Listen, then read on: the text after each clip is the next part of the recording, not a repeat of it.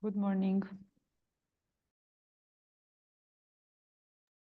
Hello, can we hear each other?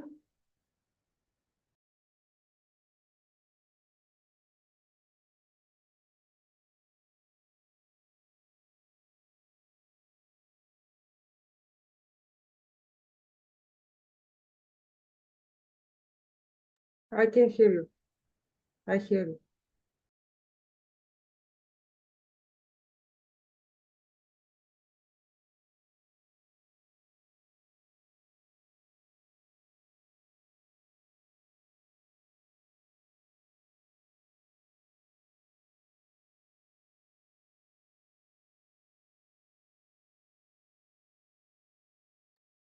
Let's wait, let's say 1 or 2 more minutes, maybe more people will gather.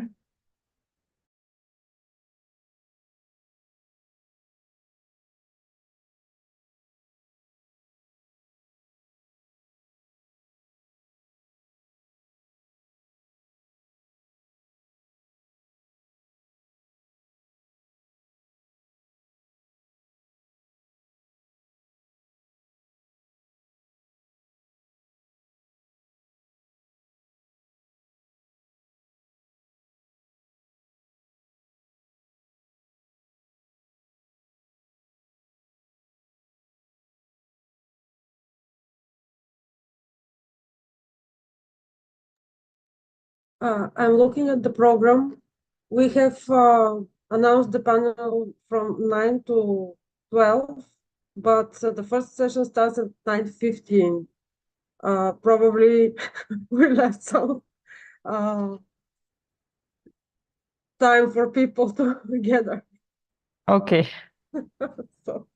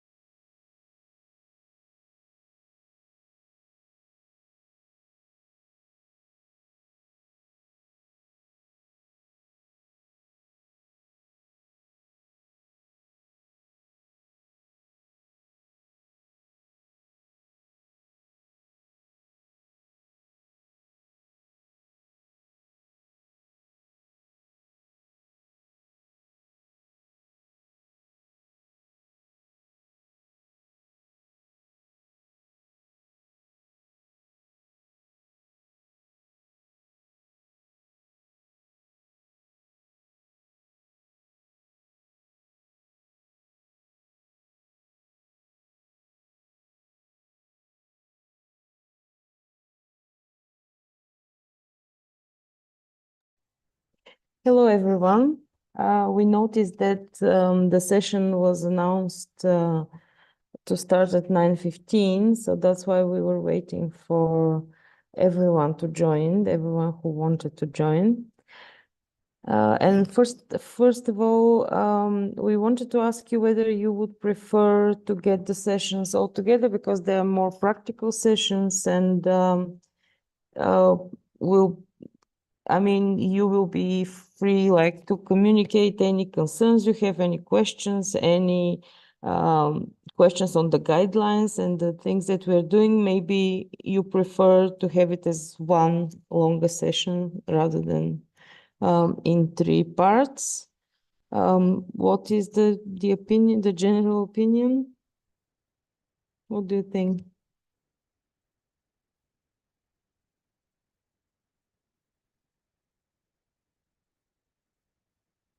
It will be fine, great for me if we merge the sessions. Yes, but if you at any point, if you feel like having a break, then let us know and we'll have a break. If the multi-word expression gets too much at some point. Okay, so just to just a second, sorry.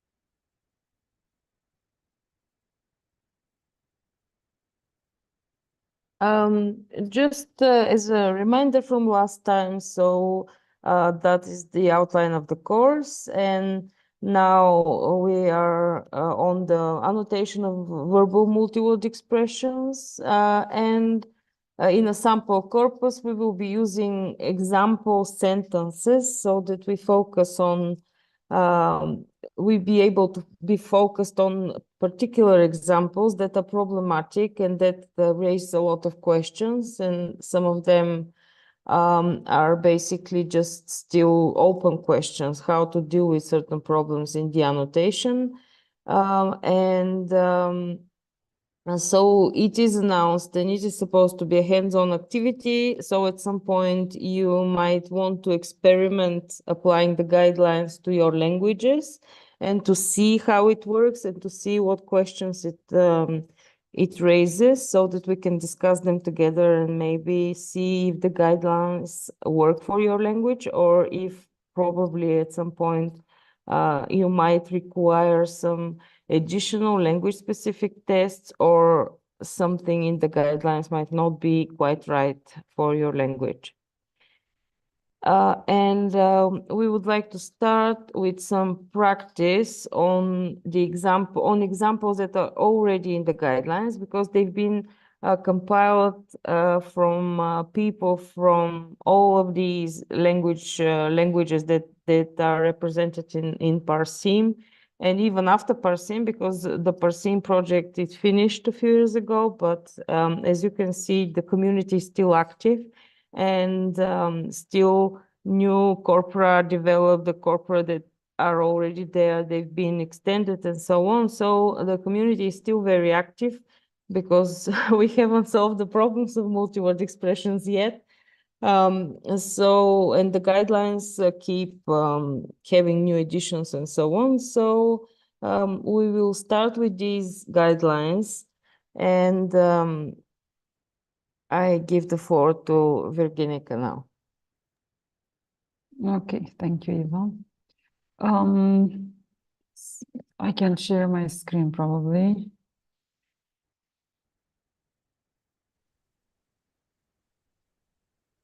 So let me get rid of this. Okay.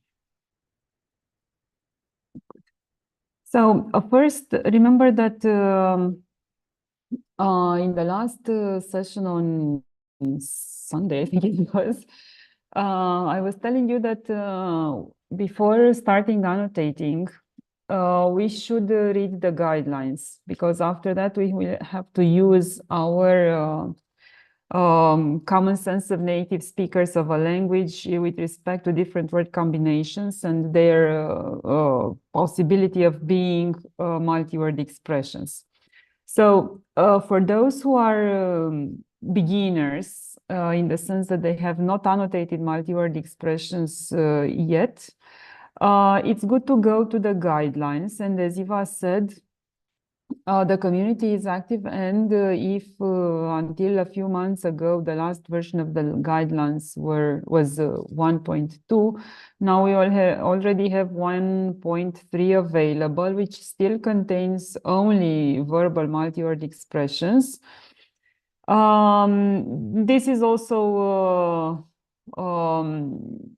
for those of you who are aware of the Parsim corpora, so we have a new version of the guidelines to be in line with that new version of the corpus that is released.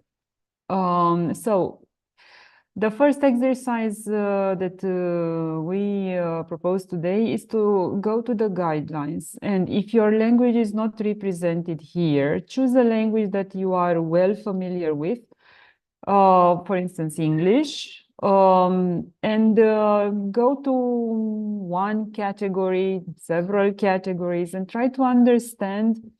Pick an example from there. For instance, I'm in the light verb construction tree now, and because this N button is active, so I can see examples in English for various types and subtypes in the tree.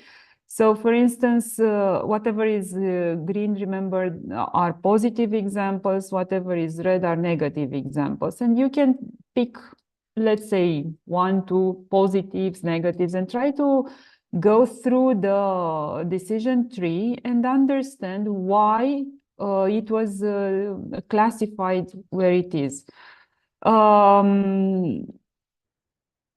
As I gave you one example last time as how to go through the decision tree, I was wondering if someone would like to maybe do the exercise and all the others follow. Any volunteer? I don't know if I can see everyone. Oh, most of you. Okay. So would anyone like to pick an example and start from the top of the decision tree and try to find its right class? So what type of multi-word expression it is?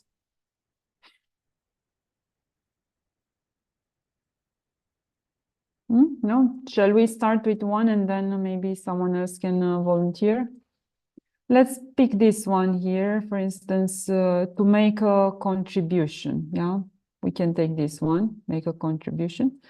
And we need to go to the decision tree, to the top of the decision tree. So here, annotation, under annotation process in the guidelines. Yeah, and the first test is to check if there is a unique verb as functional syntactic head of the whole. Remember, our expression is make a contribution, make contribution. And here we have only one verb, namely yes, namely make. So we follow the yes branch. And the second test we apply is to check the dependent, to check how many lexicalized dependents actually the verb has. And in this case, we have only one dependent, contribution. If the answer to this question is yes, yeah, we go to test 3. Is the subject of this of this verb actually lexicalized in this expression? Yeah. So make a contribution. And here we do not have a subject lexicalized. So the next branch we follow is no, and we have to apply test S4. What is the morphosyntactic category of the dependent of the verb? Namely a category, yeah? And here we don't have a reflexive clitic, a particle, or a verb with no lexicalized dependent. We have an NP. Yeah, so We will have to go to LVC specific decision tree, yes, because we are here. And here the first test we need to apply is the noun abstract contribution, yeah? A contribution is an abstract noun, so the answer here is yes, or even if we are unsure, we will follow the same branch. We have to apply this test, LVC1, if we have to test if this noun is a predicative one. And a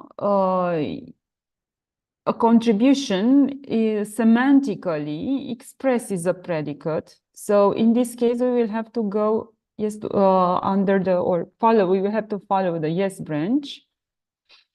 Here, yes, apply another test.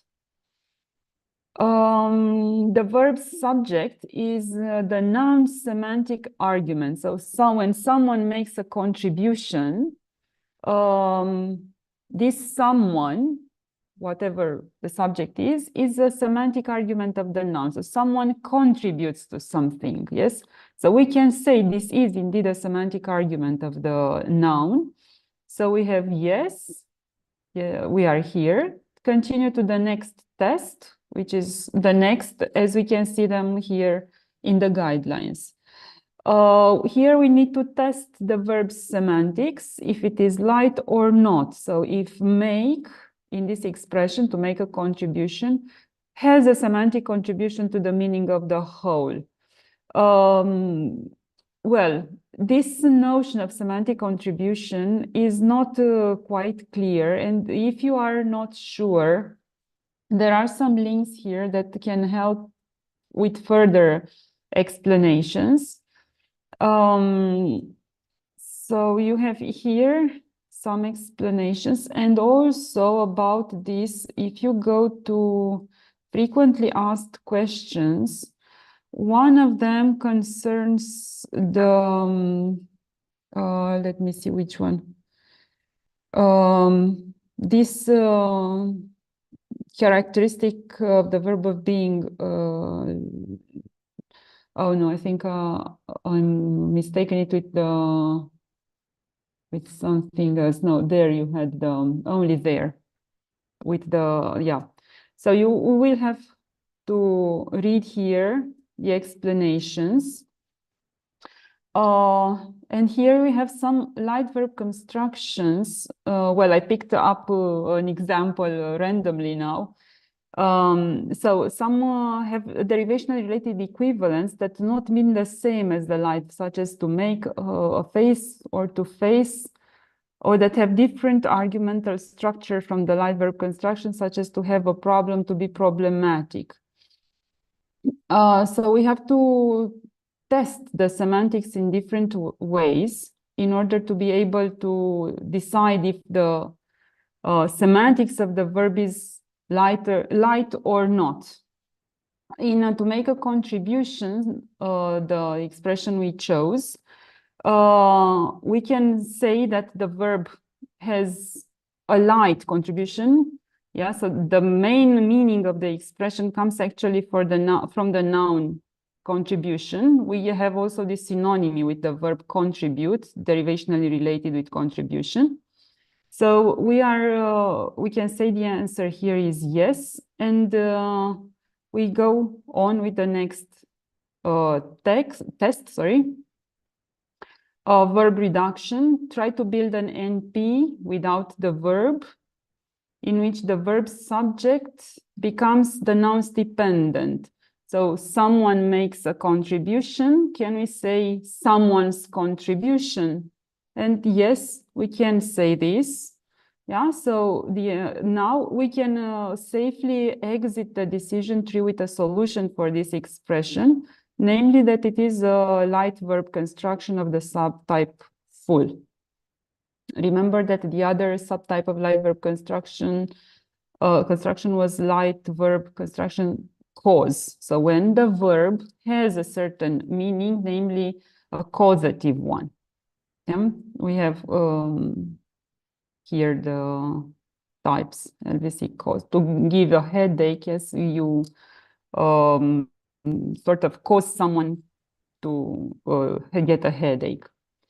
So this is how we reached the same, thankfully, the same conclusion as the guidelines.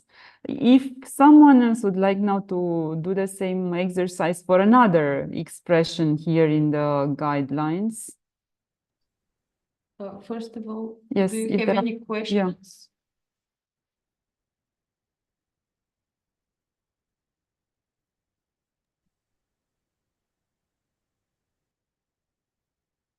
Are there questions? There is some kind of echo. Yes, because we are using the same room, so I will have to stop and mute myself so that Eva can. I have a question. Okay. Who was that? I couldn't. Zara. Can I put it in the chat Sure. to avoid the echo?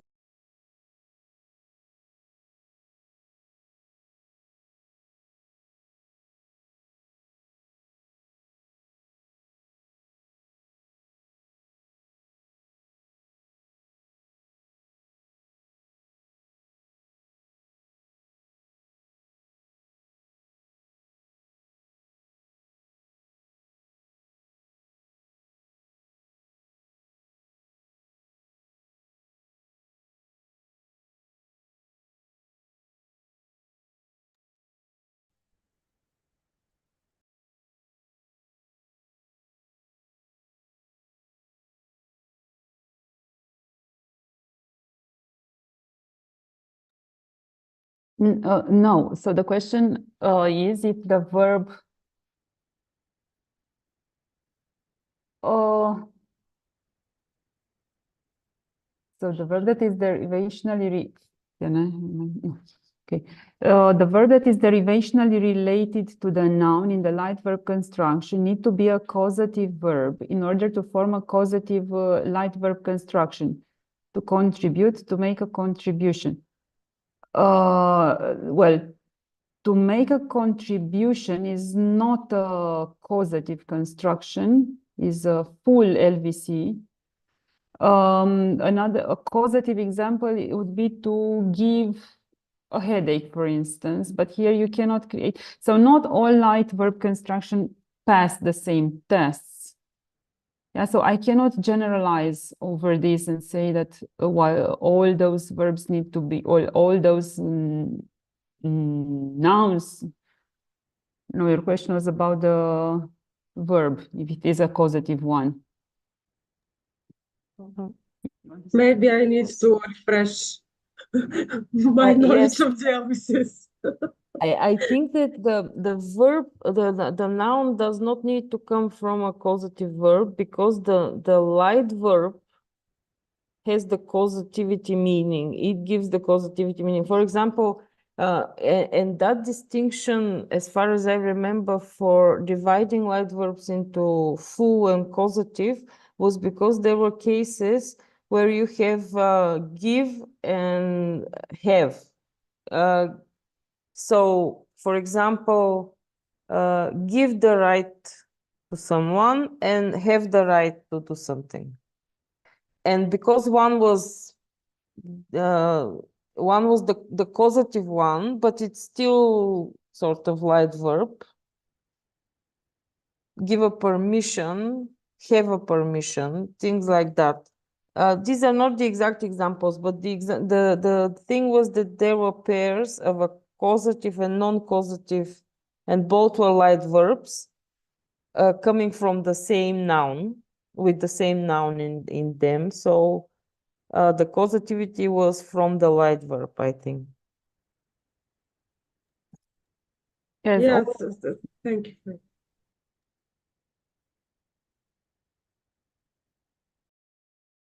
So would someone like to pick up an example from the guidelines or an example from your own language? If the language is not in the guidelines, let's consider that example. and go through the decision tree and try to establish what class it belongs to. First of all, what languages do we have here present? We have Bulgarian, which is already in the guidelines. I can see Albanian, which is not in the guidelines yet. Emmanuel, I don't know what language you... Yes, my languages are Bulgarian and French and English. I was just looking, I was a few minutes late, so I'm a bit behind what you're talking about. And I would like to maybe try, but I'm still in the going through the lists, you know. So that's why I'm not raising a hand. So all three languages you mentioned are in the guidelines, but we encourage people to annotate text corpus in their mother tongue, or in another languages the proficiency is very high. Gunta, I think it's Latvian, right? If I'm not wrong. Yes, yes, it is. And Aguta the same, I imagine. Yes. Okay, so I see that Eva copied in the chat the link to the guidelines. Just in case if anyone might be missing the link. So Latvian is not in the guidelines. Hopefully it will be soon. Albanian the same. So would you like us to pick an example from, especially that you work with dictionaries, and I noticed in your presentation that you focused on multi-word expressions of several types. Would you like to try to test one against this decision tree and see what? I'm not sure I'm able to do this like we can do it together. Just provide an example and give maybe a few explanations, glossing and translation of that example. Okay, I'll think about it a minute just to... And maybe it's better to have it in the chat to be seen by everyone, to see the components, because this helps us to decide. You saw test is how if there is only one dependent or if there are more dependents on the verb. It's one of the first tests we apply, actually. If someone else has another example in mind, or while reading the guidelines, you noticed something striking and you do not understand why it was classified as it is, we can try to understand together as a process of crossing through the decision tree. And after one more example that we do now, we can switch to the sentences that we collected and try to find there some candidates and establish if they are indeed multi-word expressions or and of what kind, or if they aren't. So meanwhile, maybe Gunta Agute, if I mispronounce your names. Okay, so I can see here 3 components to hang by the end of hair.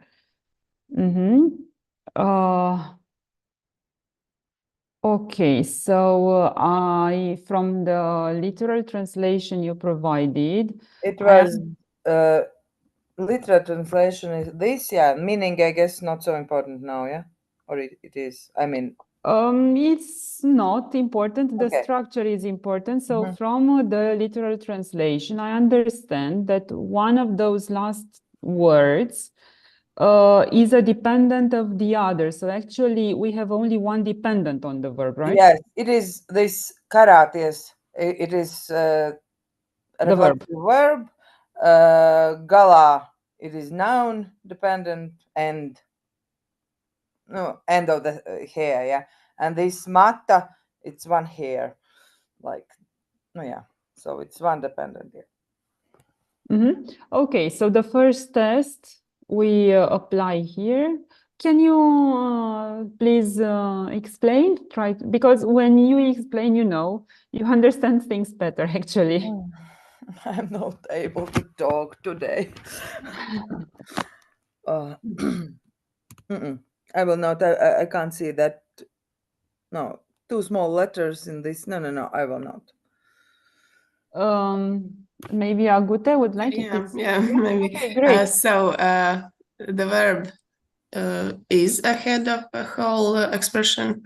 So yes.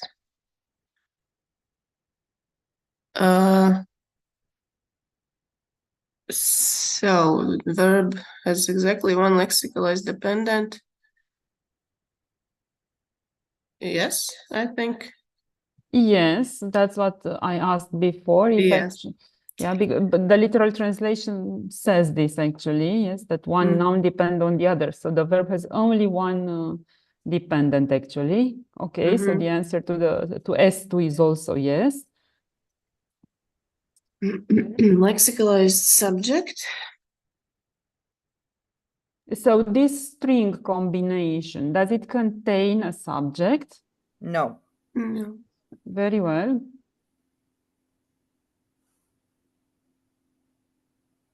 So we go to test. Pay attention to indentation in the tree. So the answer to test S3 was no. Yeah, so you go to test. S3. There, yes, very well. Test S4. What is the morphosyntactic category of dependent? Right. I don't know.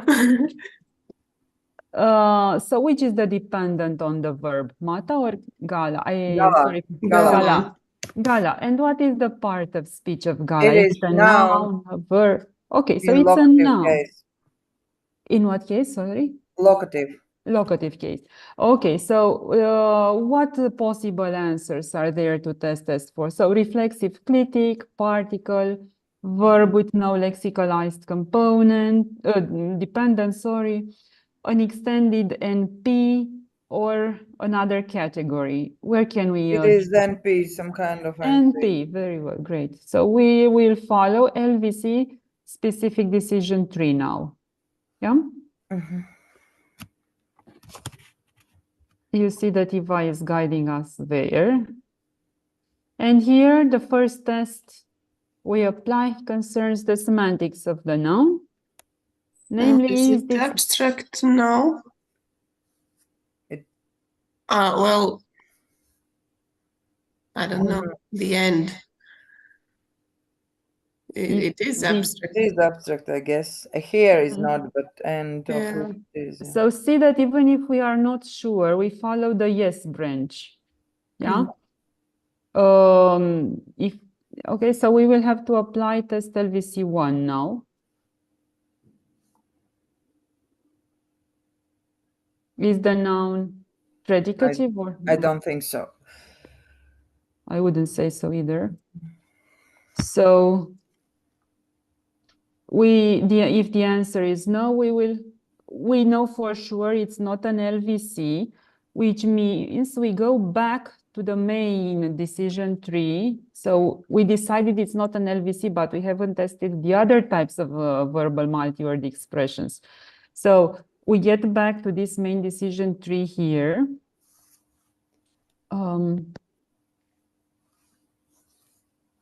So if the answer is no, go scroll down a bit. No, apply the with specific tests now. Yeah, you see, so we are here. And here, the first test concerns let's say, the occurrence of the words. Do we have here any cranberry word, namely a word that we cannot find anywhere else in any other combination in the language? No, they are normal words. Okay, so the answer to this test is no. We have another test with 2. Does the regular replacement of a component lead to an unexpected meaning shift? Remember that we reached this this test even We when can't replace there anything, I guess. for instance, instead of end, can you say beginning? No, never. No, because it's you fixed, change totally them, fixed. so you have a totally different meaning, yes? Yes, nonsense Okay. meaning. So in this case, we can say that the answer to this test is yes, actually. Yeah, so, and this helps us already classify it as a VID construction, so as an idiom in your language. Would you agree from your lexicographic experience, for instance? Because We sometimes, also- because sometimes we may reach into the same categories that we are used to use, so to say. Some other times we might reach different classes. But at least we have, following this decision tree, we have consistency among annotators for the same language or for different languages. Yeah, but now we also regard it as idiom, so it was idiom example in our presentation. That's why we took it, yeah. Okay, so further proof, or proof from a different perspective, let's say. Okay, great, thank you for your help. Now, maybe we can look at several sentences, some examples. So we have contexts in which we can sort of, I can't find the word. So we can find a string combination which could be a candidate of multi-word expressions. And now let's switch to Eva. Okay, so we've selected some examples in English and Bulgarian, but feel free to suggest your own examples and we can go over them together and see, I mean, how we can basically go through this procedure. As you can see, the guidelines are, they're trying, this decision tree is trying to offer an algorithm, how to basically apply this procedure in a more formalized way, so that every time we consider a given multi-word expression, we come up with not a multi-word, we consider a candidate for a multi-word expression, we come up with the same decision whether it's a multi-word expression first of all, and if it is, then to what category it belongs. We have a question. Emanuela, you raised your hand. Yes, I was thinking about, I just thought about this, it's an idiom in Bulgarian. I mean, yes, we have to categorize it depending on the categories here, but it is, I wanted to ask Eva about it. So it is правя си сметката без кръчмаря. It has a lot of words. It literally means to make one's to count one's bill, one's money without asking the owner of the bar, the bartender. Yeah. So yeah, the result is the idea is that beforehand you're calculating how things will go before taking into account somebody else's who is more knowledgeable, maybe. Yeah. Would you like us to apply the procedure and to see if we come up with this? Because yes, I was wondering because it's a long phrase. It's and I was not sure where it would fall exactly. Okay, let's write it here. So.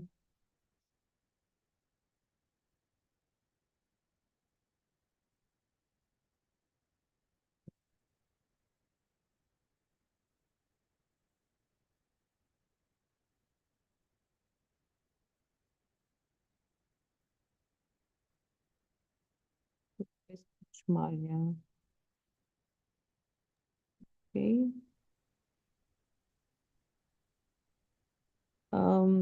So literal translation would be to make my bill without the Yes, something like this. bartender. I cannot find a very good translation in English right now.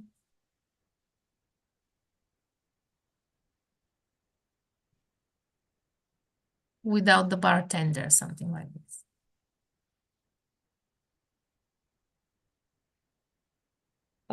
Yes, but the real meaning is that you make your plans or you do what you do without asking the people that this depends on. So Yes, yes. something like that. Yeah, okay. So here I think there will be a few other things that will come up because okay, but let's see. Let's not spoil the fun. Okay. So we applied the first test and the head. Would you like to do it or? Well, let's- I don't feel very confident, but okay, I will try and you will will guide. help. Yeah. Okay, so a unique verb is functional syntactic head of the whole. Unique means here unique by meaning. I mean semantically unique or No, it means that one verb in only the one. expression. Yes, it is only one. Yes. So we go to the next yes to the test 2. A verb has exactly one lexicalized dependent. Well, правя си сметката без сметката, so the bill. And без кръчмаря, I'm not sure about this one, if it is a lexicalized dependent. As I ask children, when I work with children, when you want to find out the head of a dependent, you ask a question to one word in the sentence. To which word would you ask a question to get the answer bez cărciumaria? So does it depend on the bill or on its head the bill or the make? Does it say something about the verb or about the bill? Yes, it says yes, it is dependent on the verb. Yes, I think. Yes. So it doesn't have, so here we have no. And now we have to the, yes, VID specific tests. We go there. Okay, so we don't have a cranberry word. All the words can be used in other expressions. Regular replacement of a component, unexpected meaning shift. This basically means if we Yes. change one word, whether Yes. that will lead to a completely different. Yes, I was wondering about, because we can say this in the third person for somebody else, pravi si, so they are doing their own, they are making their own bill, etc. But I think that smetkata and bez krachmaria cannot be changed. So Yes. except for the person of the verb. So no, here we will have no. Yes, you can't Okay. change. For example, the bartender man, you can't change it into krachmarkata or Krachmarkata. anything else. Yeah, exactly. Yes. Yeah. Okay. Then we go to the test 3, regular morphological change, unexpected. Yeah. So the answer actually to V2 is yes, because a regular replacement of a component actually leads to an unexpected meaning. Yeah. Yes. So the answer is yes here. Yes. So we finished the tests. Yes, this is it. Okay, great. Thank you very much. What was also tricky here, and I thought that, but it's very clearly an idiom here, and that's why we came up with the decision very quickly. But I thought that maybe at some point, because here we pravia smetkata is also a multi-word expression, but it has a completely different meaning. Pravia smetkata means to be careful with my money, to be careful with my spendings. But pravia smetkata bez krachmarja has a completely different meaning, a different multi-word expression. So here it's not a nested multi-word expression in a bigger multi-word expression, but just two different multi-word expression. It just happens that part of this one is also a multi-word expression. Yes, and in fact, the smetkata there, suddenly the fact, the presence of krachmaria gives it the first meaning of money bill, meaning to count one's money, and not anymore this kind of privacy smetkata when you have to make, or even plans. When you make plans, you can say privacy smetkata да отида на време, да отида по-късно, по-рано, etc. Yeah. Okay. Anyone else would like to try an example?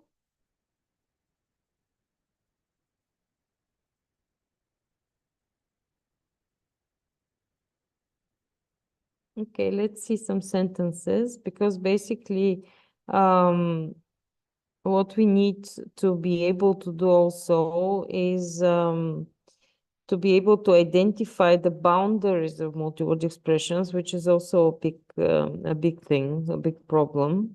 As we can see in this example as well, whether we should, because once, for example, in automatic multi-word expression identification, shall we mark just privacy smetkata, or shall we mark the whole one, so that we are sure that we've marked the longest possible, but without basically getting too many components that don't belong. So let's see what sentences we've got here.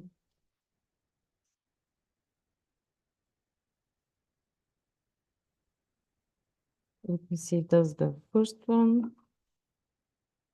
Okay, so here's some sentences in English, because that's the common denominator between us, but then I have some Bulgarian examples, but also, as we said, we'll be happy to go over any other languages as well. So, for example, here, do we see a multi-word expression in this sentence? Takes so long, maybe? Right to vote, maybe. No. Or get the right. Yeah, or get the right to vote. Shall we try? Which one would you like to try? It needs to contain a verb, basically, because we are dealing with verbal multi-word expressions here, the decision tree. Which one would you like to? Yeah, let's do take so long, because it's take women so long. Yeah. Okay, so basically when we're dealing with the sentence, with the corpus, the first step is to identify the candidates that are candidates for multi-word expressions. Then to determine whether they are, but the decision tree basically gives us as output, once you I go over the tree, some of the exits, some of the final states are the decision that this is not a multi-word expression, but this is the same decision tree. So it's not in two steps. First decide it is, and then decide what category it is. But basically you go through the decision trees and do the decision tree, and you either come up with a category for it, or you come up with the answer that it's not considered the multi-word expression. So now we consider take so long, and let's go over the steps. Okay, so the head is a unique verb. And how about test S2? The verb has exactly one lexicalized dependent.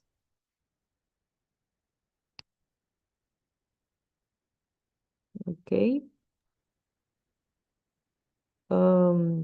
It is one, so then we go to test S3. Is there a subject that is lexicalized within the multi-word expression? We say no. Just scroll. Okay, we're here. Apply test S4. What is the morphosyntactic category of the dependent? So long. would we classify that as an adverbial or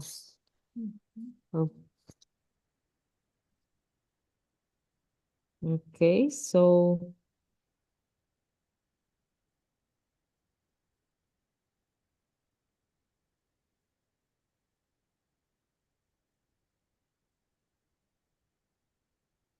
another category. Okay, so shall we go to this idiom-specific tests? So is there a cranberry word? No, there isn't. Can we replace a component, or any replacement leads to a completely different meaning? So can we, in this expression, replace any of the components? Yes. For example, No, so long can't be replaced. Take so no short, maybe not. I think that the whole so long can be replaced by an expression of time, or so can be taken out, take long is yes, again another one. that's what I think as well. Because it can take you so long, or it can take you 10 minutes, or it can take you any amount of Long. time. Yeah, or it can take you just long. Okay. Do we agree on that? Okay, so if you consider it like that, then the answer would be no. Then the question is there regular morphological change? So if you change the form of any of the components, does this lead to unexpected meaning? No. No, here we can't change any, they are not. Okay, so they are regular in a sense. So again, no. So morphosyntactic test, regular, can we do any regular morphosyntactic change that would completely shift the meaning?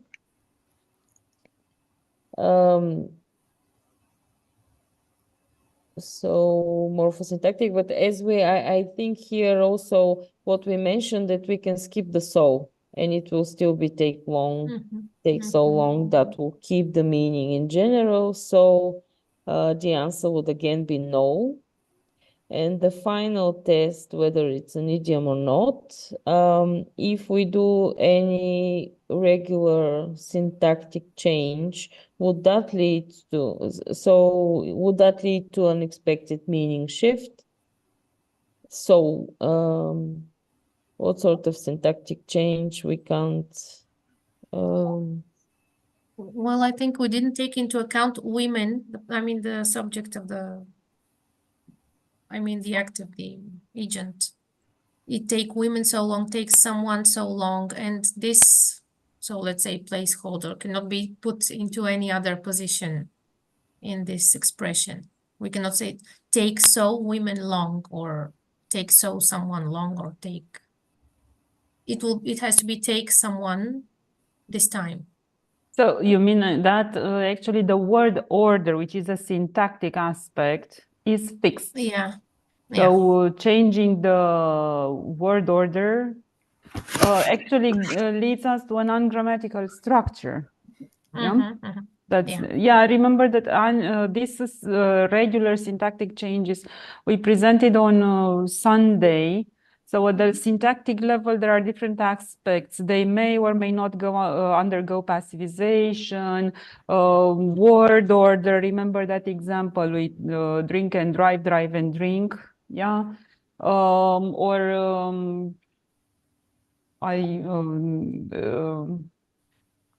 don't remember. It was rest on someone's shoulders. Yeah. Yes, that was the example, right? Yeah. And I think we didn't take into account as well the it, which is this kind of impersonal subject here. It cannot change place. Okay, so in that case, we're talking about like identifying it take so long as the multi-word expression. Yeah.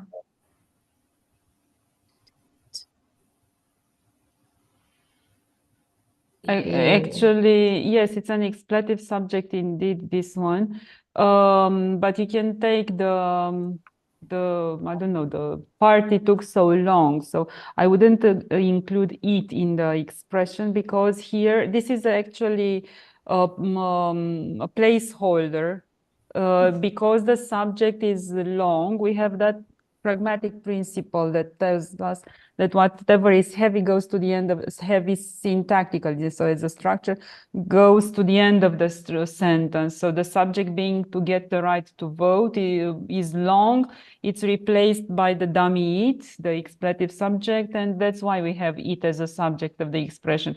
But in other contexts, the subject can be a concrete noun. So a noun, a proper noun, proper in the sense that per se, not as a name of a person, yeah. So I wouldn't include it in the expression for this reason, because it's a placeholder. I can have any subject, the party, the wedding, the marriage, maybe, or whatever, yeah. But also it's not, it is sort of a regular structure in English with this subject. So that might be a reason to consider it, to not include it. It's not lexicalized within the multi-word expression, I would think.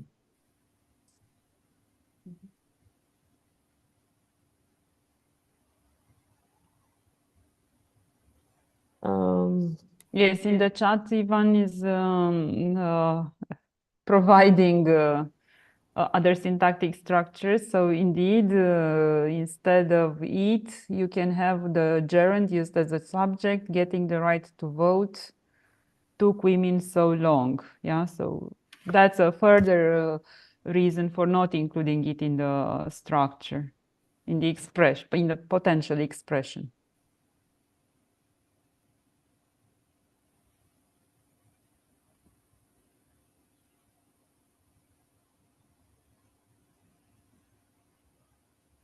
Here we're still applying test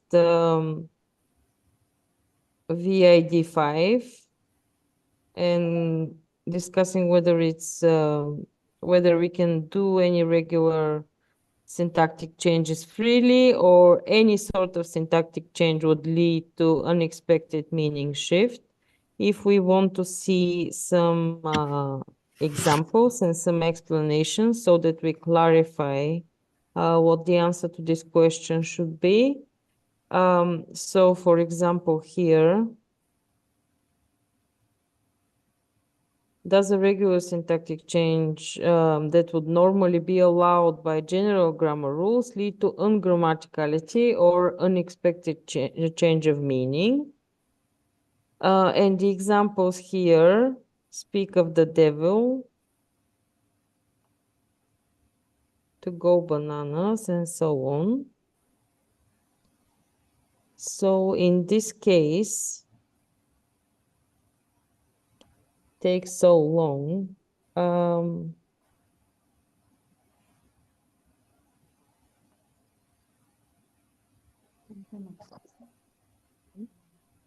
So we cannot specify, although take is usually a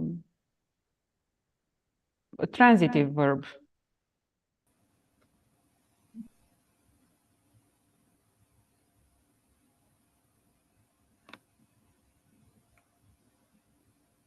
So long was taken to women. This is not possible. Yes.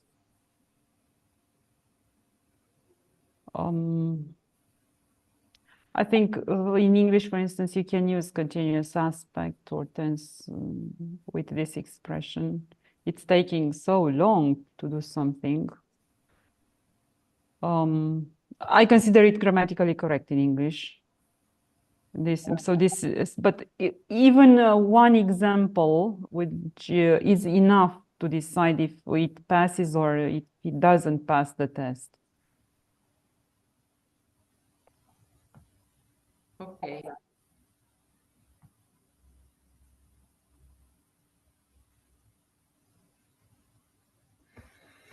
So yes, the fact that we can take out women, why did it take so long for women to get the right to vote, for It example? takes so long for women. It is a Yeah. regular syntactic change, which doesn't change the meaning. But so take so long is again the word order, and I can't think of anything else. yes, so for me, actually, it doesn't pass the test here. So it has a regular structure. We saw that lexically it's not fixed. Syntactically, it's not fixed for me, at least. So here, applying the test, for me, it would exit here with a no. But I just I didn't want to I want to see whether you think the same or not. Yes. My intuition was the same. Yes. Okay. Anyone any objections to that? Okay, so would you like to suggest a sentence, or shall we do maybe one more? That's again with yes, so but you can suggest an example as well. Maybe we can do this one if you want.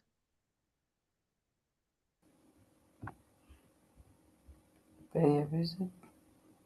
Or would you like to do an example in your language?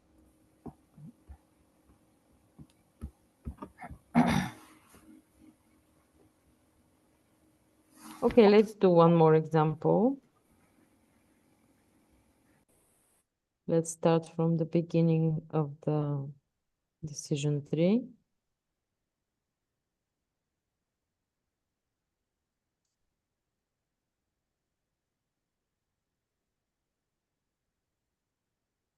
Okay, so step 1 is to identify a candidate here.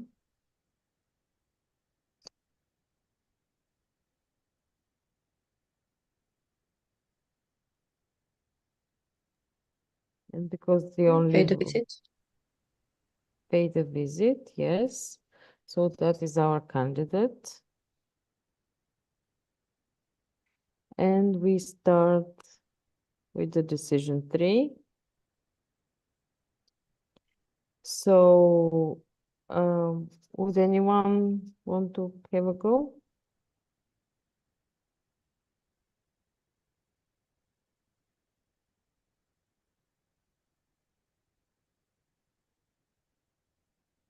Okay, so the head, the verb is a unique verb is the head. So then we go to test S2. The verb has exactly one lexicalized dependent. And we go to test S3. So is there a lexicalized subject? The answer is no.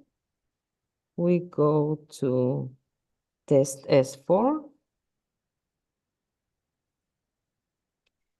Okay, S4, what is the morphosyntactic category of G of the dependent? And it is NP.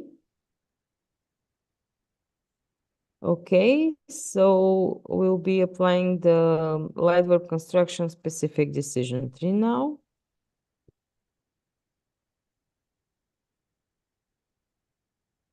Okay,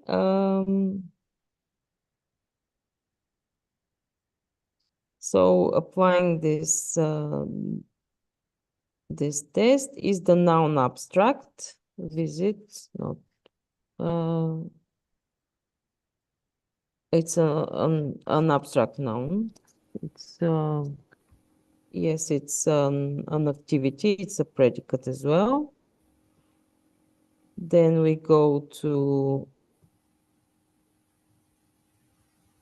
light verb construction 2 test. Yes is the subject of the verb, a semantic argument of the noun. So the subject, the queen, is the visiting person. So the answer is yes. So then we apply light verb construction test 3. The verb only adds meaning expressed as morphological features. Pay the visit, so the action is the visit, and the verb only contributes with morphological features. Would anyone object to that? Okay, so then the answer is the answer is yes. So we apply test light verb construction 4. Can verbless NP reduction refer to the same event? So the queen's visit. So the answer is yes. And then we decided it is a light verb construction. Okay. So I think that was a pretty clear example because here paid does not have any sort of like any of its regular meanings. So in this case, it was quite clear that it's desemanticized. And we were heading in the direction of light verb constructions. Okay, so any comments, questions?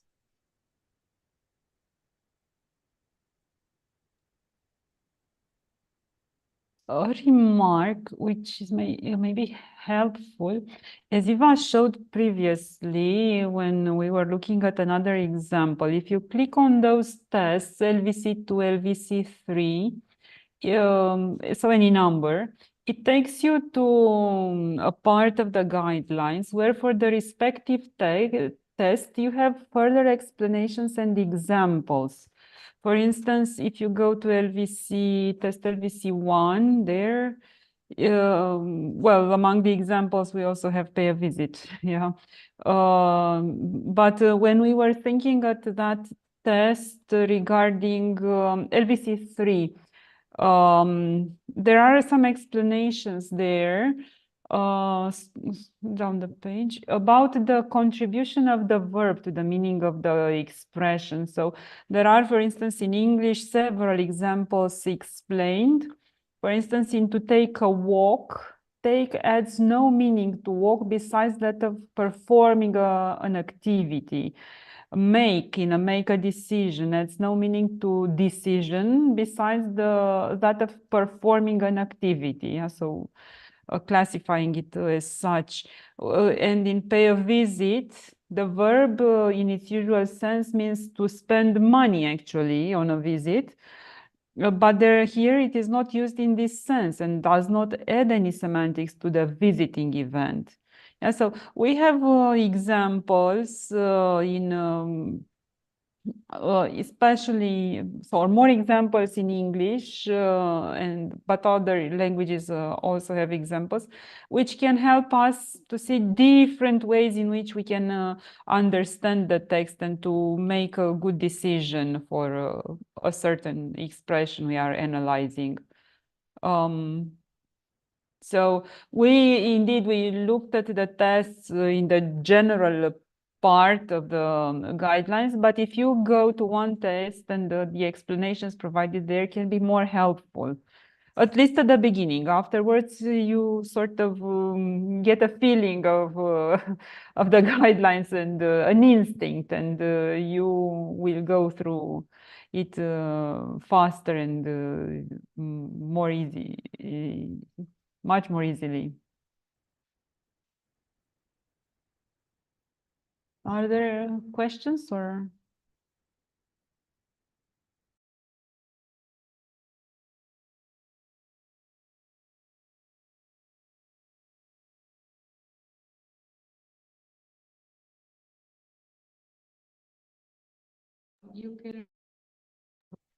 You can suggest some examples in the chat maybe, so we can go over them, or would you like us to show you anything in particular or to explain something to, if you have any questions or on anything that comes to mind from either Sunday or today, or going over the examples or anything that's related to developing your own resources, feel free to ask.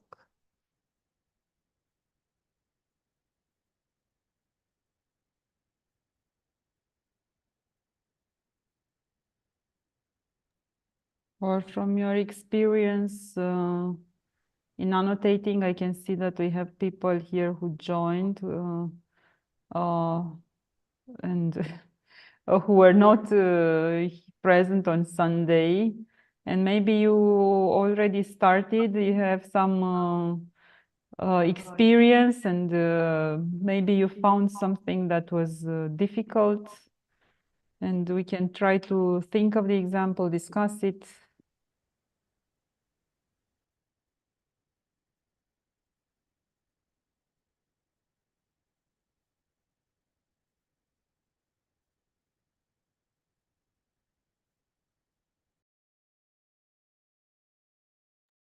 So we have in the chat an example from Emanuela.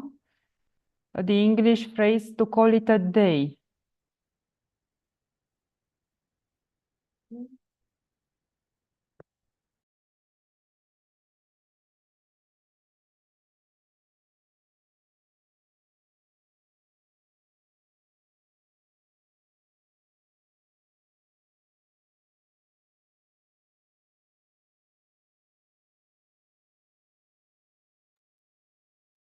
So you're writing, Emanuela, that it's clear it's an idiom, but you don't know under which category it will fall. Okay, let's test it.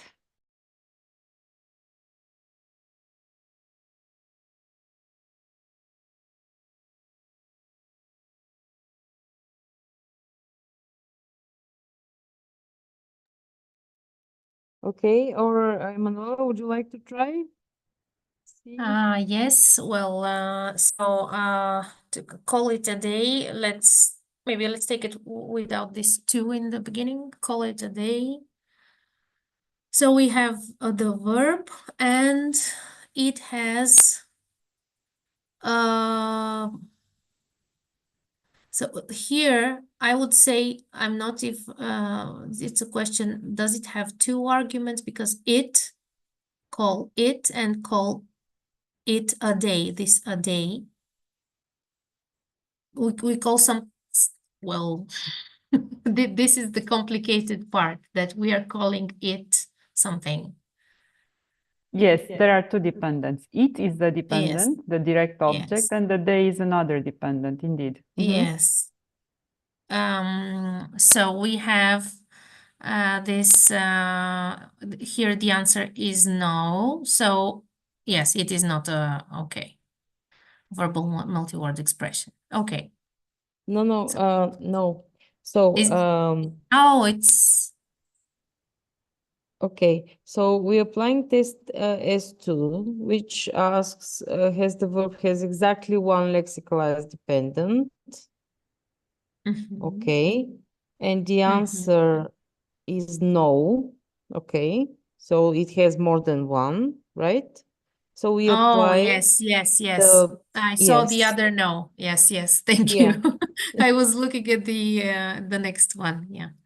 So we go there. Okay. Let me know if you want to see more details or any of the tests. No cranberry words. Yes. Words, Then a regular replacement of a component unexpected. Yes. It would lead to an unexpected meaning shift, because if we say call him, call whatever, and something else, call it a night, for example. Yes, it will have an expected meaning shift. Yeah. okay. So it was a short one. Yeah. Yeah. this one. Yeah. I found another one. I'm sorry if I'll just write it in the chat, and if somebody else has another.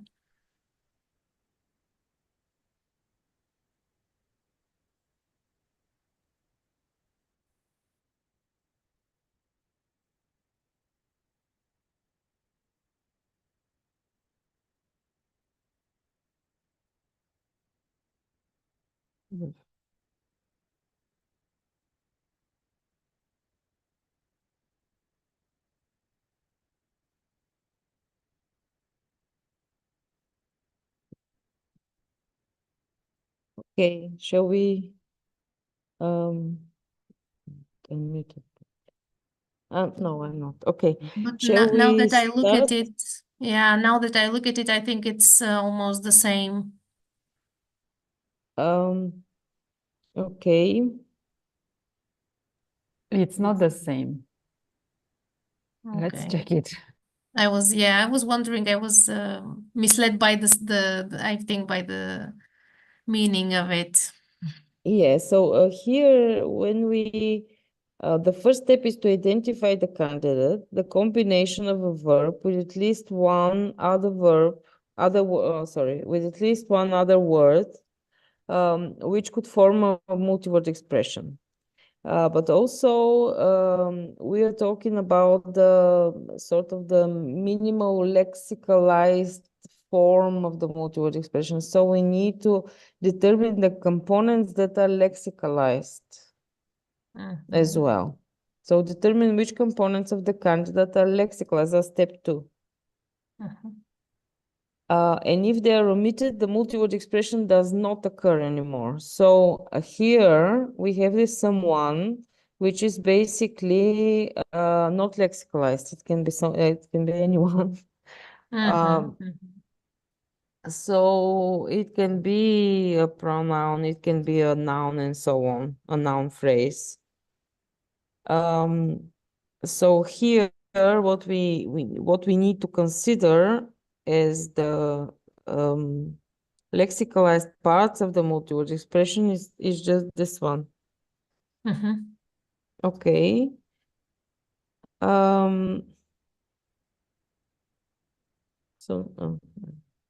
Okay, so we start with the tests.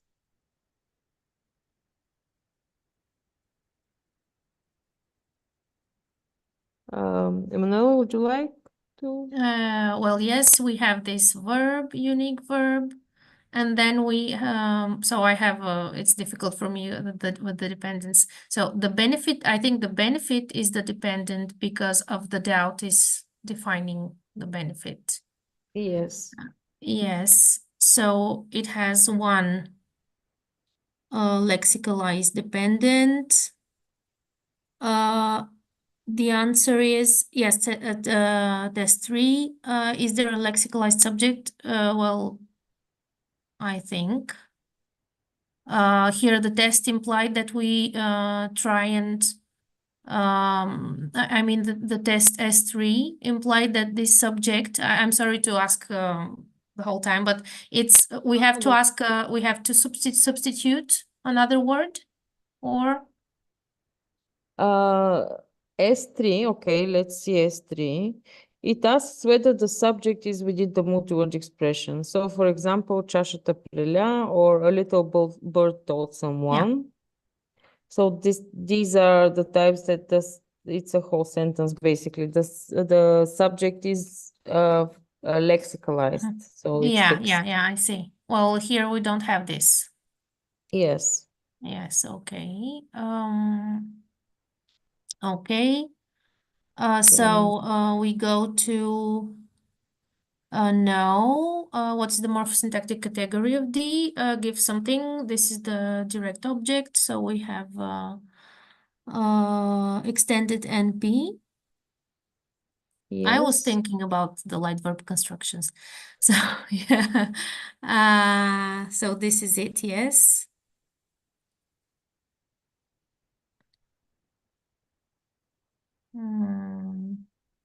So the noun is abstract, yes.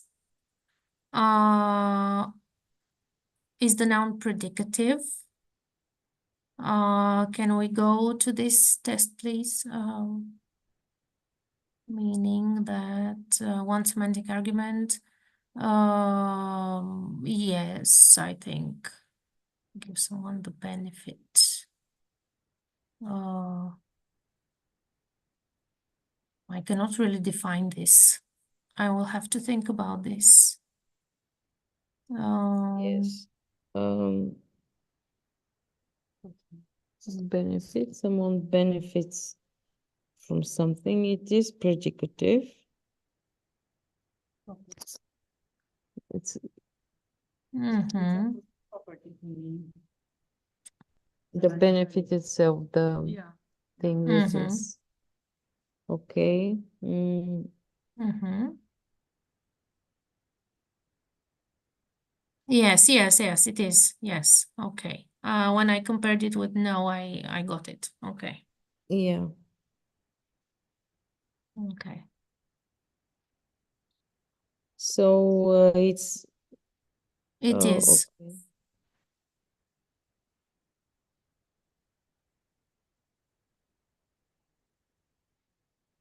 Okay, so we need to go back. Mm-hmm. Is the And subject of the then- verb yes. Okay. Yes, and we go to LVC2. A semantic argument of the noun.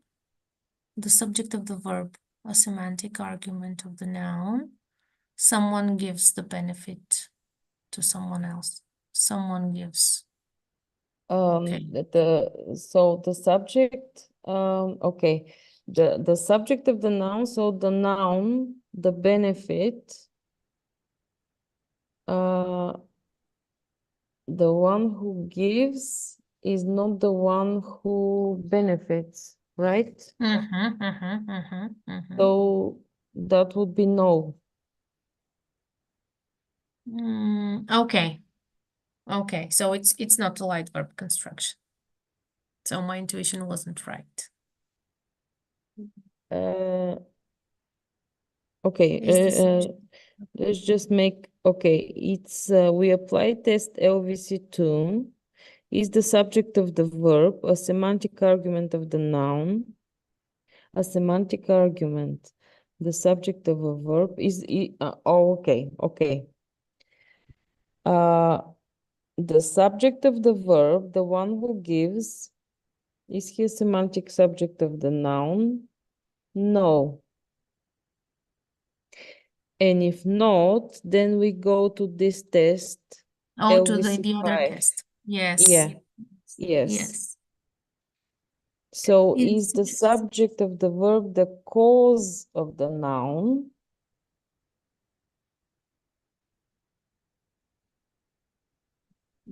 I wouldn't say, because the benefit is something external. It doesn't cause. So the person giving here the benefit does.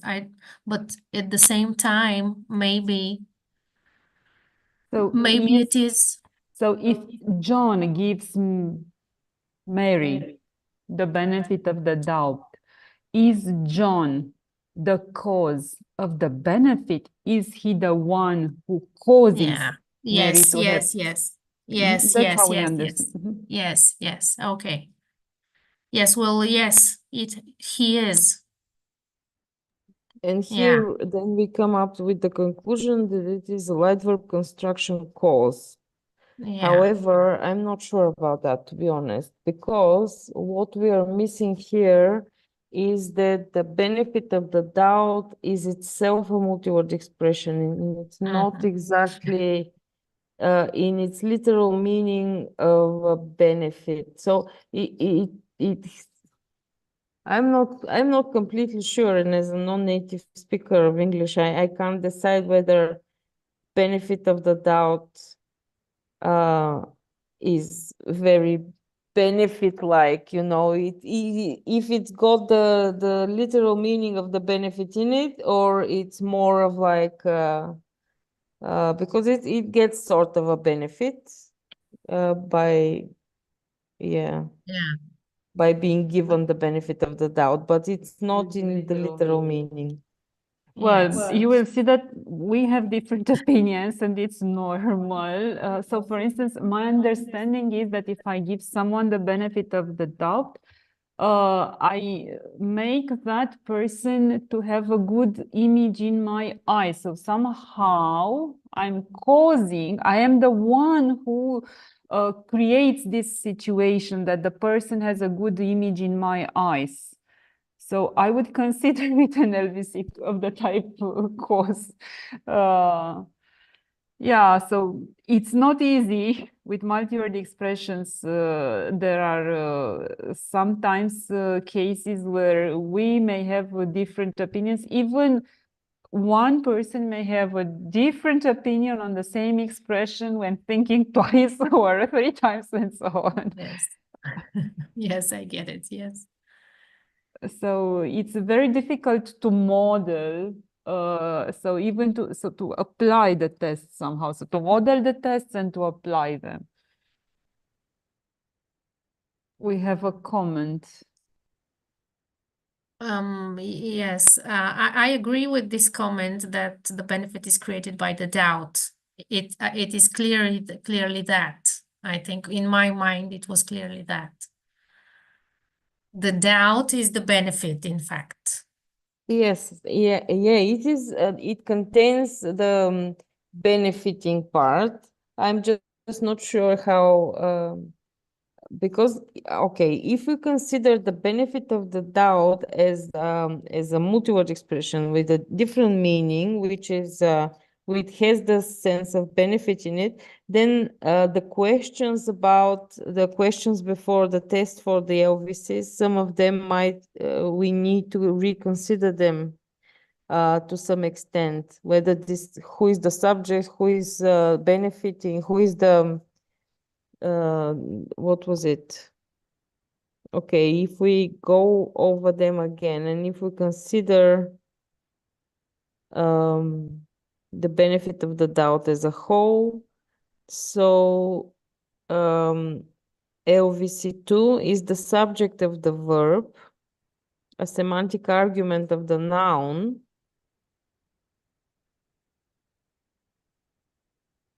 then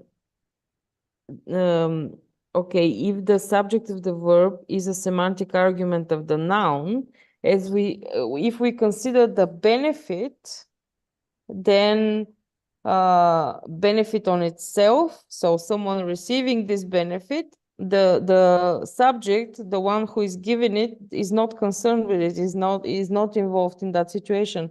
But the benefit of the doubt, having the doubt in it, the one who doubts is the subject. So And I was here starting to think about the beneficial doubt. In fact, the doubt is beneficial to the person. So here we have even other kinds of semantic relations inside in the phrase. Yeah, so it becomes a more complex situation with more people involved there. So yes, exactly. would that actually change the answer? I don't know, because if we answer yes to a test LVC2, is the subject of the verb a semantic argument of the noun? If we answer yes, then we need to check whether the verb only adds meaning expressed as morphological features, in which case the answer, because the giving, it contributes with morphological feature, but also it contributes with semantic ones. Yes. But isn't this a legal term, the benefit of the doubt? There is a benefit of the doubt doctrine, etc. It's a legal term that is taken for granted here as a whole.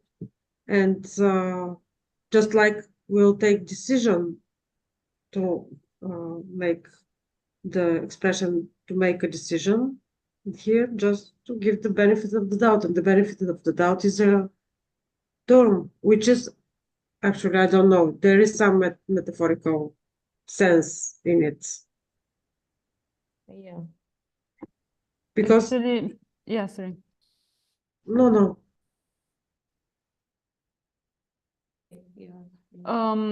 Actually, I was checking the dictionary and I cannot find the benefit of the doubt recorded in the dictionary. I can only find the whole expression, give someone the benefit of the doubt. So it could be a term, I don't know if it comes from the legal genre or not. If you know better, Sarah, okay. I wouldn't say. I've seen it in many contexts. Not give the benefit, but only the NP, Yes. I mean, Oh, yeah. Okay. might Just- comes from the For legal. instance, Yes. Mhm. It is the principle that everyone is innocent until Innocent. proved Otherwise. guilty. Mhm. Yes. So this actually means that probably to give the benefit of the doubt is probably a VID because it can have a literal meaning also. Yes. But it doesn't contain a verb, the benefit of the doubt. Yes, but it can, for instance, okay. Well, we have a different nominal classification for multi-word. So for nominal multi-word expressions, it will probably fit there. But we can also have embedded, they are called, right? Embedded multi-word expressions, so expressions containing other expressions. Here, a verbal one containing a nominal one. Maybe the dictionary does not record it because it comes from a certain domain and it is not used as a nominal one in the general language, sorry. Only as part of this expression, it is used by people, so by ordinary people in the common language. That's why probably Cambridge Dictionary does not record it. Yeah, so I would treat it as an LVC cause, but we can Isn't further it something like a light verb? Because you can also take maybe the benefit of the doubt.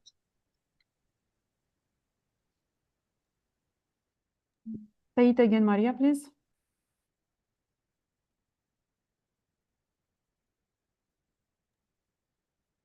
Meaning to cease to give. Stop giving. Or refrain from giving. Would it appear with other verbs?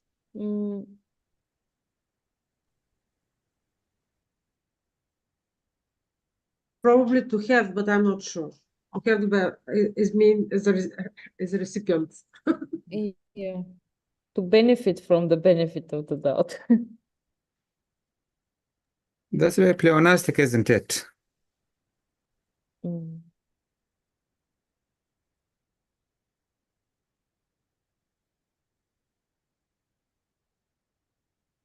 Okay, so yeah, we have a complicated case here. So I would imagine that if we apply this, I mean, like a different route, considering the benefit of the doubt. So would you say that in test LVC3, the verb, test LVC2, the subject of the verb to be a semantic argument of the benefit of the doubt?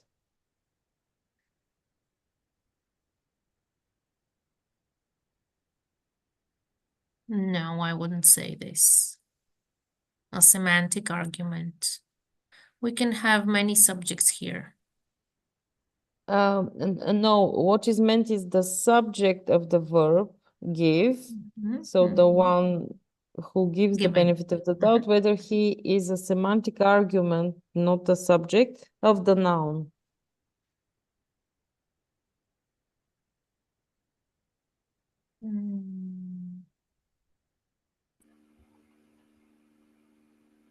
No.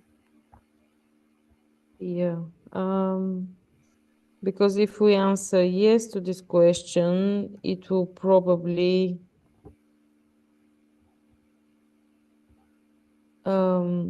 lead to not being an LVC. So But if it is not so, here the thing is basically it clearly has some idiomaticity in it.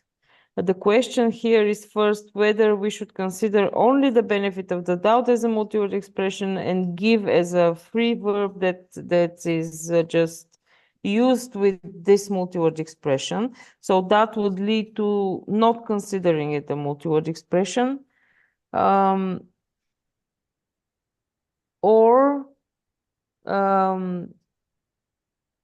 Or considering it as a multi-word expression, and if we're considering it as one, whether it's an LVC or cause, as we came up with this first decision, or whether it is an idiom.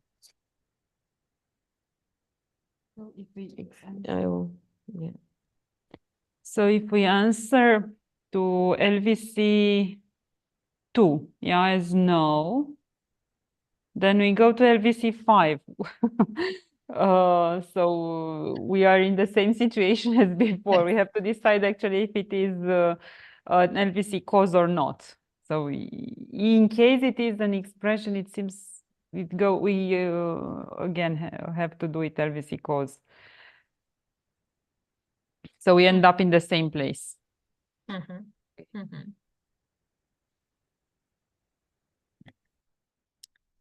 Okay, so that's a bit reassuring then.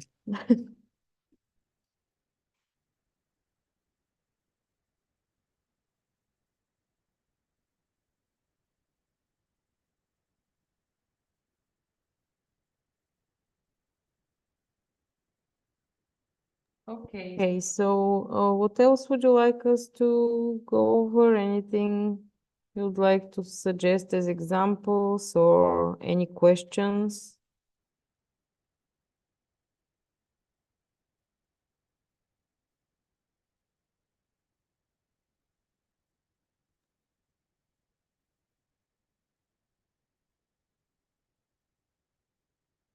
Anyone?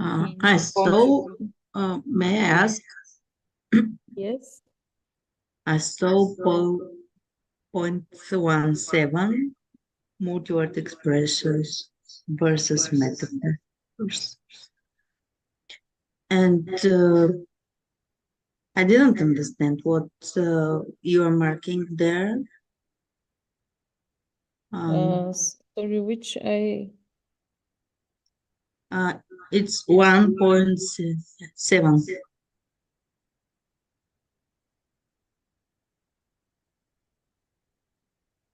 Okay, so any questions on that? I didn't understand. How you mark the metaphorical one, or what are you doing with them at all? There was such example. Someone asked about call it a day. Yeah, so here these are the preliminary sections of the definitions and the scope. So trying to determine what sort of multi-word expression will be marking, because there are a lot of metaphors. Of course, multi-word expressions, idioms in particular, most of them come from some idioms. Most of them come from some metaphors, yes. So, in fact, they are closely related and they are to a large extent overlapping. But I think here the question was to just not mark metaphors that are not that can be like free metaphors, not already assumed in the language as a lexicalized. Here's some examples. To lift dark clouds of stress. No.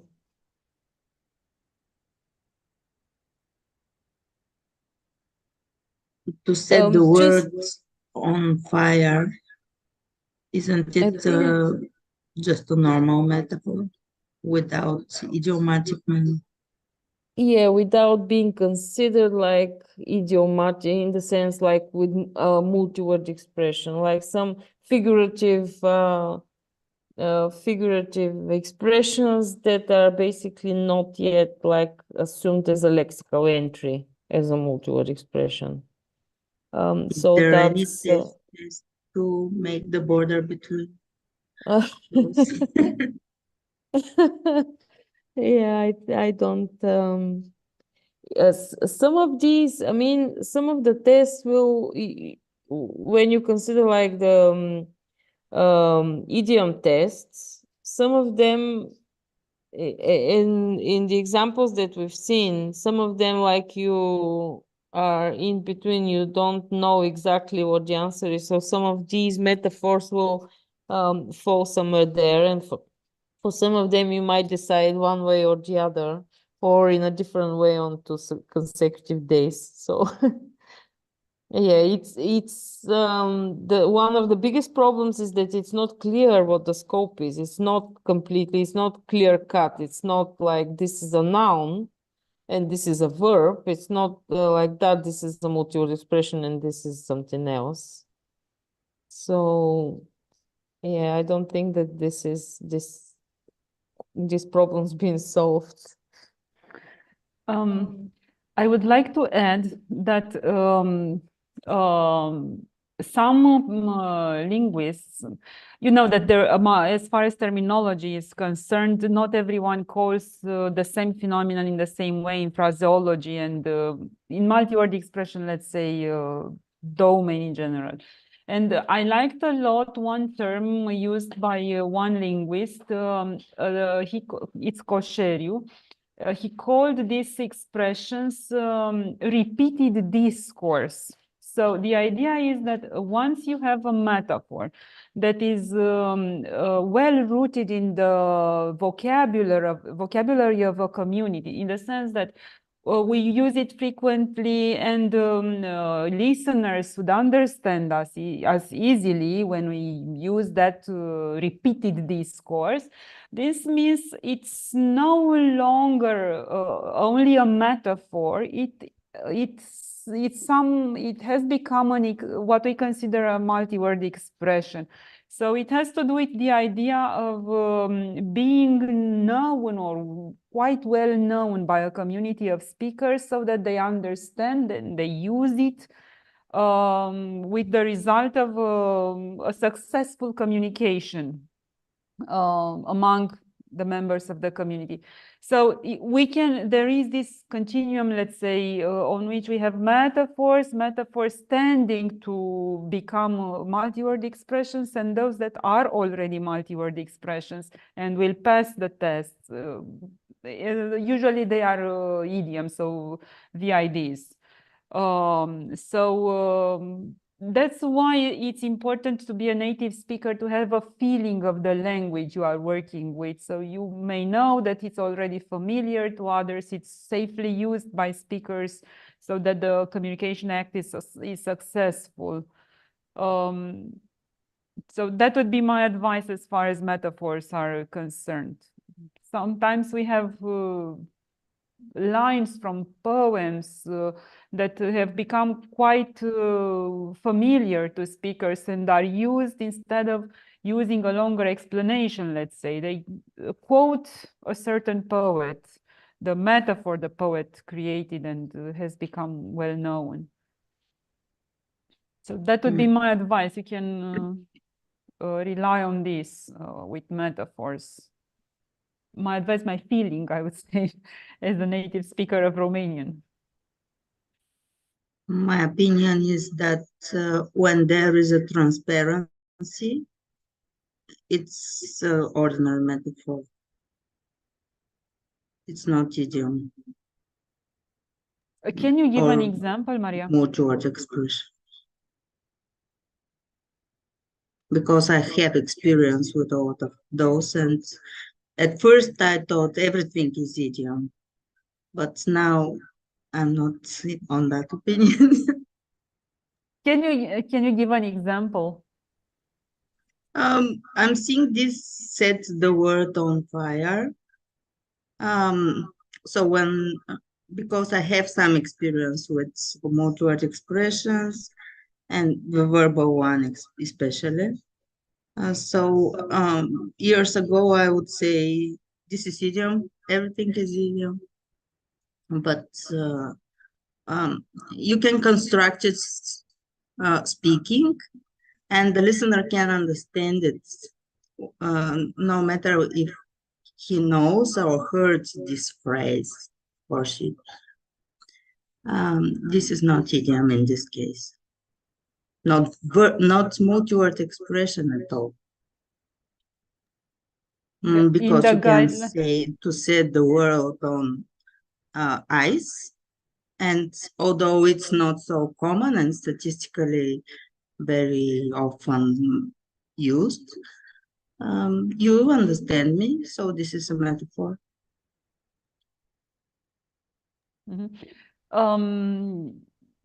So I told you that the color codes, green means this is an expression, red means it's not an expression. So here in the guidelines, these are given as examples of verbal multi-word expressions, actually, to set the world on fire, take the bull by the horns.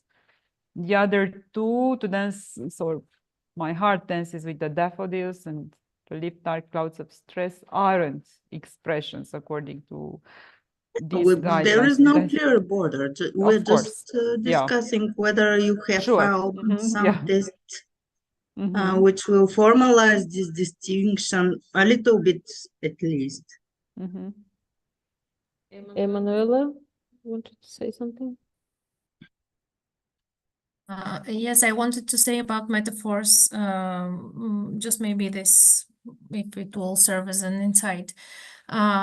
Because metaphors are felt like real metaphors and like creating new semantic structures when they are created for the first time, or even when they are quoted in another's work.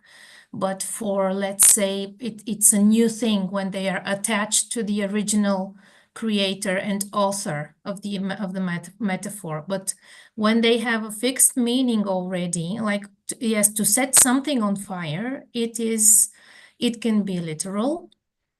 Depending on what we set on fire, it can be already a metaphor because we apply metaphorical meaning. But to set the world on fire precisely means only one thing, and it is not anymore considered a metaphor because it doesn't, it is very direct as a meaning for all English speakers. They know what exactly it means, and this effect of metaphorical speaking and this creation, this let's say imaginative and figurative language is not more perceived, I think, in this expression. I think that there is the line, the frequency, or the uses, or the author that created it. Maybe when you speak of some literally verses that have been, we can quote as already very well known metaphors, etc. I think there is a line maybe that we can draw there when we want to divide between real metaphors and lexicalized multi-word expressions. What do you think of Ubieram si cruște? Yes, I do not perceive it as a metaphor anymore. I don't see how this person literally will, in Bulgarian it means to pick one's pairs. So I'm picking my pairs means to disappear, to flee from one place, and maybe taking things that I did wrong, or not really, but yeah, I decided that I will go away. And I think that it has been maybe at a certain point a metaphor. It still has the core of a metaphor, and I'm okay with this, but it is lexicalized. Yeah, I agree with that. And I think that translation is a good test. To set the word on fire has correspondence in Bulgarian with the same words. It's a transparent metaphor. For someone who doesn't know this expression, it's also understandable. So for me, it's a metaphor, although it's statistically often used. But the usage doesn't make it idiom.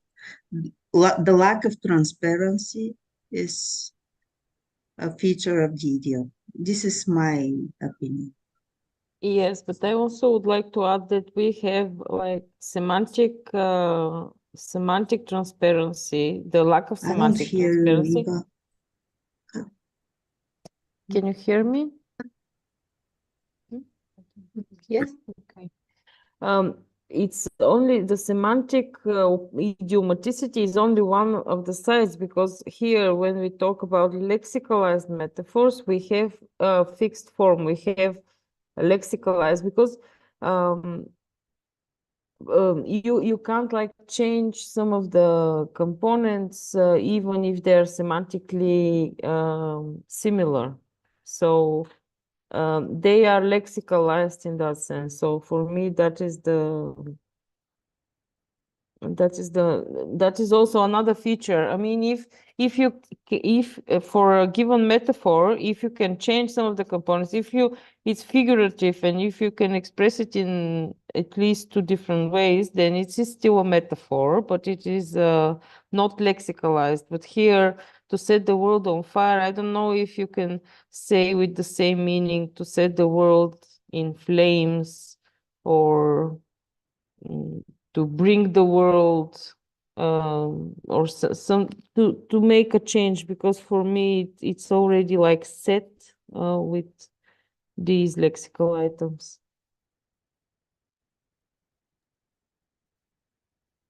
Well, I still find this idea very tricky also because of confusing metaphor and abstract notions. Like all the abstract notions are a little bit metaphoric in a way.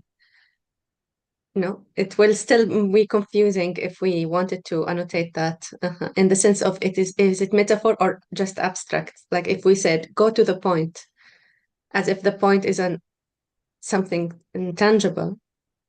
It is metaphoric because we can imagine a path, but still it's not metaphoric because it's not the same meaning, but because it's abstract.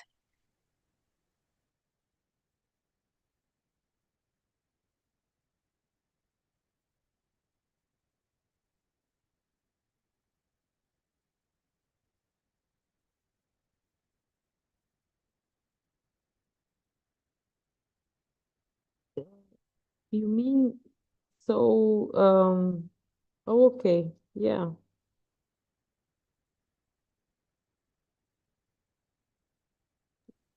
This is why recently in metaphor theory, they are trying not to understand metaphor as if it was just one word for like that resembles something else. But they think that we use what I mentioned yesterday of image schemas together with metaphor to understand the whole idea. So we conceptualize things in abstract things, of course, above all with this thing. So it would still be confusing for me because you have a section to annotate abstract things if it's abstract or not. And it would still be like the limits between abstract and metaphor would not be very clear for me to be able to annotate, for example. Okay, yeah, that's a good point.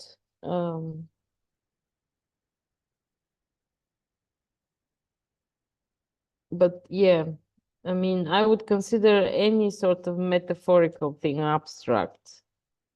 But you mean if it's, yeah, that's a good point.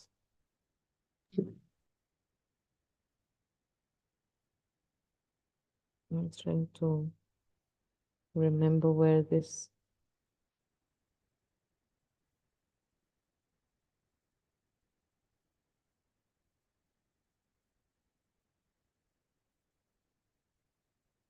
Yeah, it was in the LVC tests.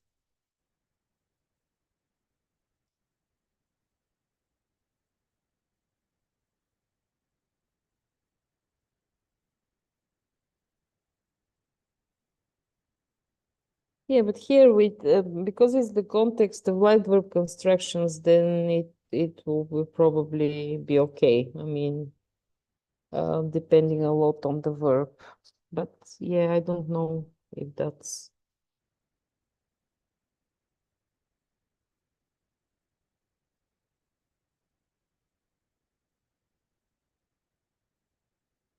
Okay, some questions to think about.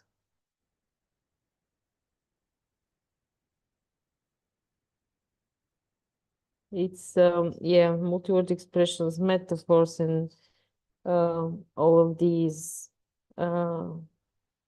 things are still a big problem. So nothing's, and even, I mean, you work on it and more questions come up instead of like solving solving them. So yeah. And here with the parsing effort, the effort to sort of construct sort of an algorithmic way to decide whether and what type of to classify multi-word expressions. As you can see, it is algorithmic for a human, but it is not formalized enough to apply automatically. So that will be a big challenge to transfer this, even if it is an algorithm, to be able to apply it automatically. And it requires a lot of information that is not there, that is still human knowledge, a lot of semantic information. And as you said, some of the cases are not clear. Is it abstract or is it not? Is it predicative or isn't it? So these are things that are rarely encoded in any lexical resources, and it is still a challenge to provide all this information so that you're able to apply this test automatically. But that's these are the first steps towards in that direction. But these are probably one of the most challenging problems of the language. So yeah. Hopefully you will be passionate about the topic and develop your own resources, and maybe someday we will be solving this problem. Well, hopefully there will be more research. Yes, but it's a wonderful way to annotate. Like, it's very illustrative. Thank you very much in all cases, of course. Would we go to the if there are any questions or anything else that you want to see? If not, we can have some final remarks, and at the end we will upload the slides somewhere. We will let you know. They will be on the website, so that you can use the links and the links and the sources that we used and so on. So just as conclusion, understanding the guidelines. So basically they're very practical. There are some, at the beginning, the initial sections are focused on basically the big questions about the scope and so on. But once you get to the decision trees, the guidelines, the largest part of the guidelines are the decision trees and the way they are explained. And as we mentioned, this is an ongoing effort, so it's still, the community is still active and working on improving the guidelines. So if you have anything to add to them or anything to comment on, and especially if you're keen to add your own data to the parsing corpora, you might be following the efforts online and maybe join the community and annotate your own corpus with verbal multi-word expressions. And even if your language is already there, just feel free to see the examples and the theory and to see whether you agree or disagree with some of the things that are there and with some of the conclusions that are generalized observations on the languages.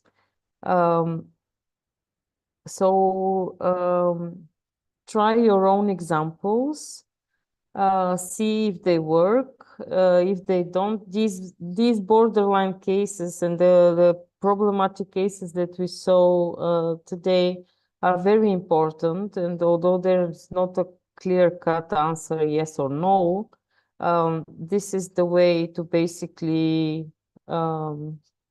think about the issues and address the question about the scope of multi-word expressions. So think also about the components of the candidate multi-word expressions, like with morphologically rich languages. I think like most of us here are dealing with this sort of problem and with a lot of analytical tenses and moods and what is the form of the multi-word expression, what are the lexicalized components, what we consider. It is also a challenge in identifying multi-word expressions in text, to identify the full multi-word expression if the verb has like 3 or 4 tokens for its form itself, to identify the whole boundaries of the multi-word expression. Also syntactic transformations, like for example, passive constructions, how to identify them, how to treat them. In some cases, even the passive is more frequent than the verbal multi-word expression itself. So there might be cases where even we need to consider this as the most frequent form. So for example, when I was looking for examples, there was like give right to do something, give right to, and it was a grant right to someone to do something, and most of the examples that I found were in passive, so where someone was granted this right and that right. So in some cases it's not, it might be also something worth checking. Negation, the same is valid for negation. For determiners, also I would like to mention that there are a lot of derivatives from multi-word expressions, which are also multi-word expressions themselves. Yeah, for example, break someone's heart, heartbreaking, heartbreaker. Yeah, so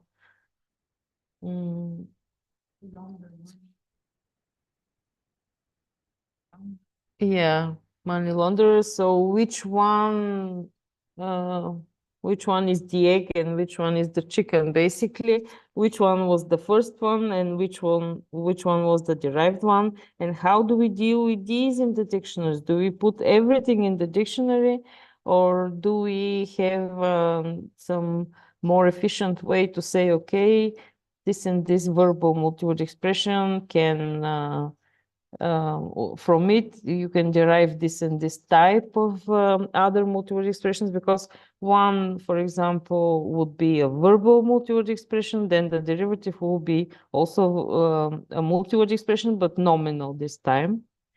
So a lot of open questions to think about the multi-word expression, the candidates of multi-word expression that you identify in the text, so that you reach the point where you classify them. So also, as we saw, the problems with the light verbs. So are they light? How light are they in reality? I mean, what is the degree of them losing their semantics or still contributing to the semantics of the whole expression? So, but basically working with a lot of examples, you get your opinion about which verbs you can consider to be light and which are not so light. So this is the link also to the frequently asked questions. Would you like to go over them? Sorry. Yes, actually what I wanted also to add is that if you are interested in the topic, you can join Unidive.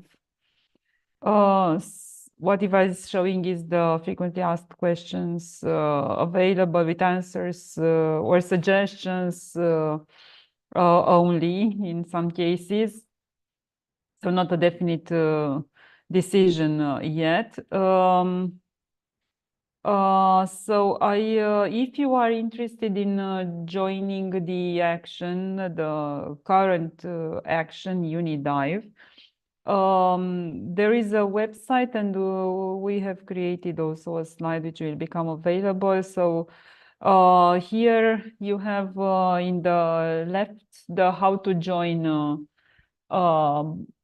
link, and you can apply, and someone will read your application, and when there is interest, clearly explain the application is accepted, well, not instantaneously, let's say, but in a week or so. If you do not get an answer in a week, you should get back to us.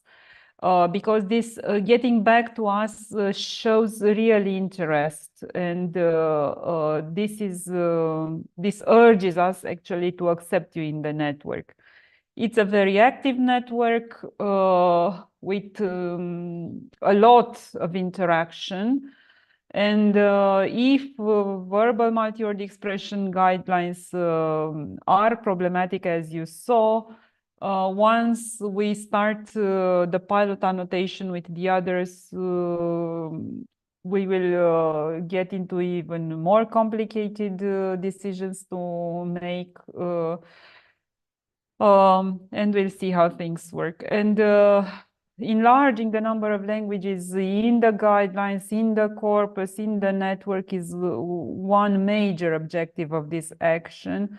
So it's important you will work in a community where we target uniformity in data treatment and analysis, where we accept or we encourage uniformity, universality, but we never neglect what's language specific. And these characteristics of a language should and must be actually made well known in the analysis and in the guidelines eventually. Other languages actually may share the same characteristics, and it's important to be known.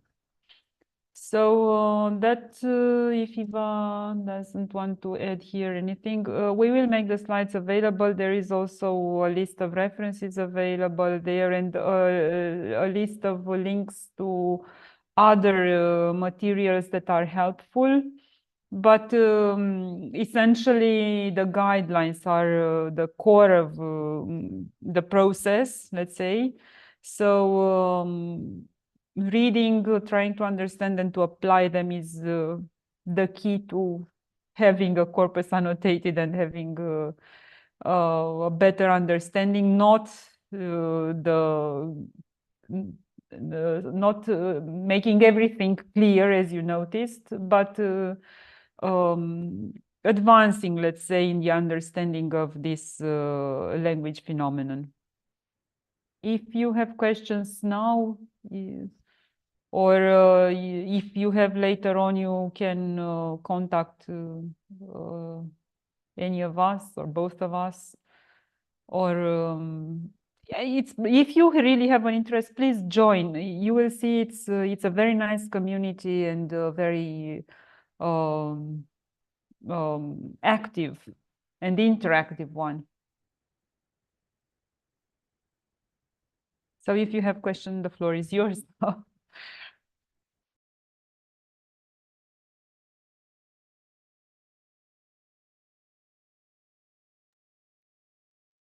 A big thank you for the explanations and for showing all the tutorials. It was wonderful. Thank you very much.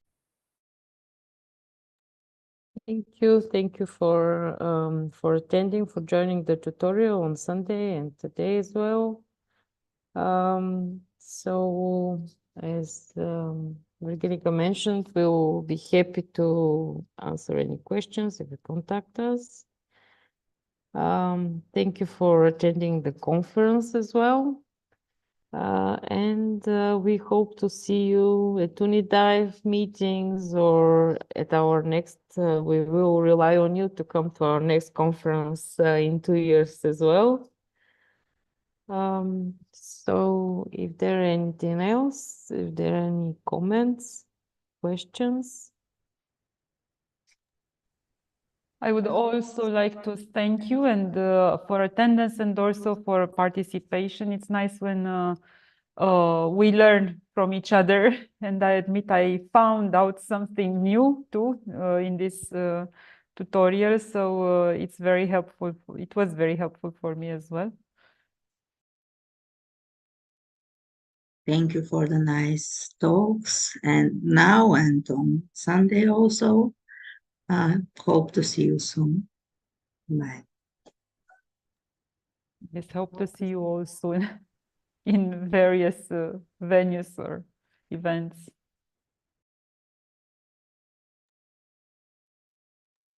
Okay, thank you everyone, and goodbye from us. Thank you very much. Thank you. Thank you. Bye. Bye-bye. Bye bye. Thank you.